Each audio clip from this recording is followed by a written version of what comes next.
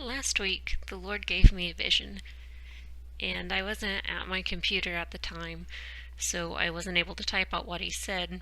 So after He gave me the vision, I drew a very rough schematic of what He showed me so that I'd remember all that He explained that I need to share with you.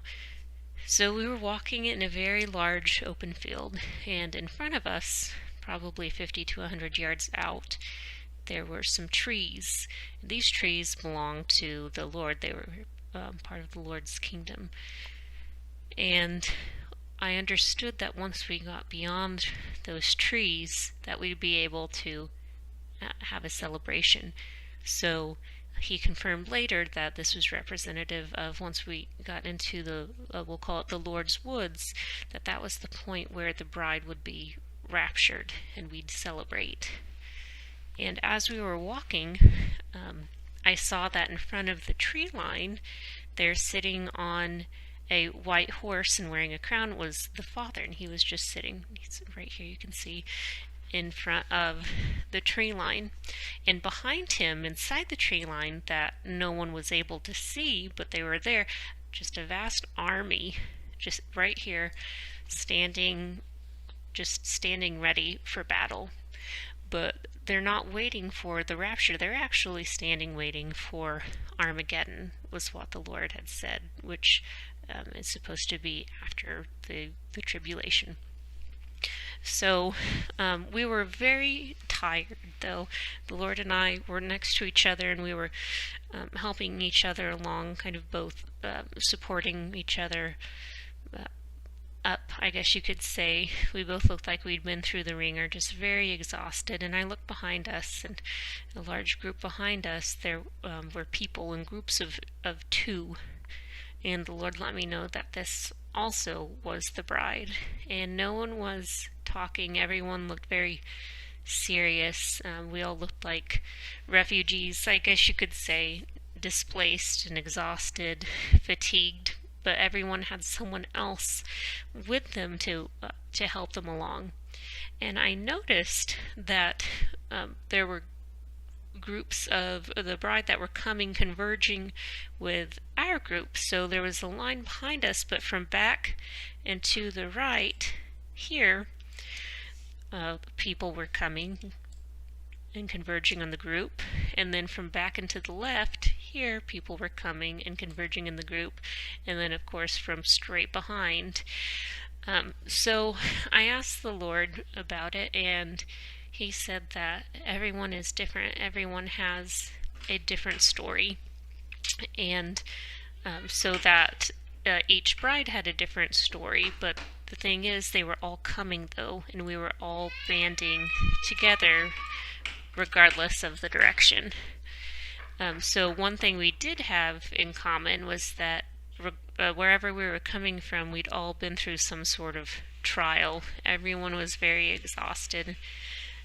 So everyone had been through something that was very trying for be it spiritually, physically.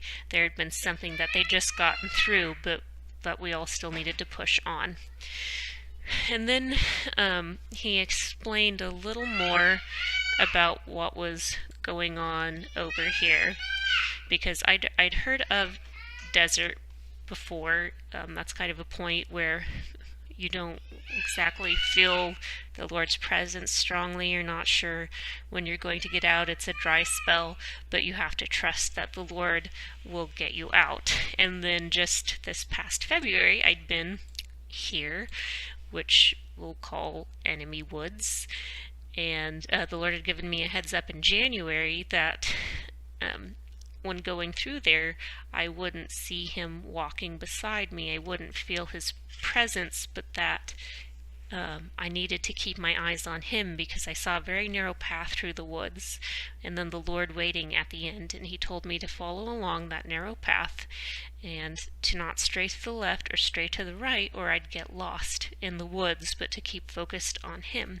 And towards the end of February, let me know that I'd made it through the woods and that I wouldn't have to go back there. But over here was new to me. he hadn't shown me anything like that before, but what I saw people, I saw angels here with the white wings, and then I saw demons and flesh, so with the black wings. And the demons and flesh greatly outnumbered the angels and the people. And it wasn't it wasn't even fair. There were a lot more demons and flesh than there were angels and people. And I was a little surprised. I was like, well, Lord, but there are all these troops back here. They could just so easily wipe out the demons and the flesh. It wouldn't be a problem. There are just so many. But the Lord told me that in order to be His bride, you have to trust in Him. Because you see, in the desert, you trust that He's going to get you out. In the woods, you keep your eyes on Him, and you trust that His promises are good, and that even though you don't feel Him with you, He really is with you. And so the battle against flesh and demons, to get out of the battle, all you had to do was look over to the Lord and trust in Him, and then you could walk out from the battle and converge with the bride. So it's like the final purification, I suppose you could say, for the bride. And so this has been allowed at this time. So we were all converging from our different places and just helping each other along. And so the bride was completely removing herself from the world, from everything else that she'd been through.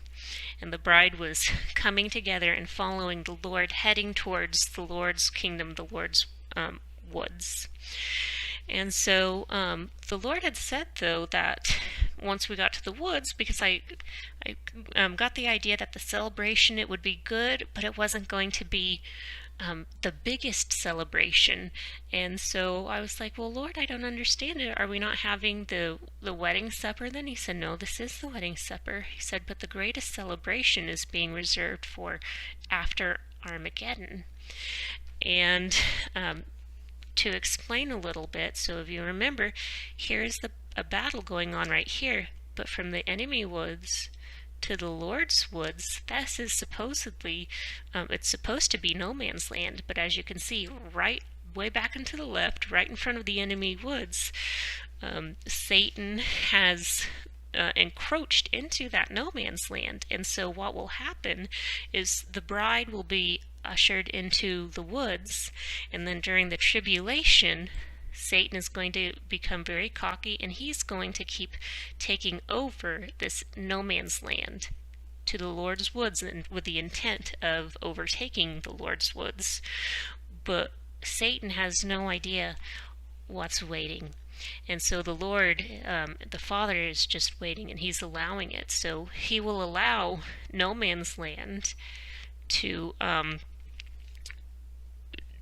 I guess you could say, it will allow Satan to keep getting into no man's land, but Satan's not going to know what hit him, because he's going to reach the threshold of the Lord's woods, and then he will be so surprised he will just be completely wiped out. And when he's wiped out, not only will the Lord take over no man's land, but He's also going to overtake the enemy woods. And it's at that point that the greatest celebration is going to be reserved for that time, whenever the Father is in control of no man's land, His woods, and the enemy woods. And we all know that the Lord is in control of everything, but right now He has allowed like Satan and his demons and angels to be in here, but it's at Armageddon that He will be in control and possession, holding everything, was my understanding. And one other thing that the Lord had told me, it was a warning to the bride, because the bride was very tired. He warned the bride that in these final times, in our exhaustion, not to look over to the world, not to look for comfort and ease that the world offers. He said, you're so close to the end. Don't give up now. Don't be jealous of those who seem to have comfort right now, who don't seem to have problems.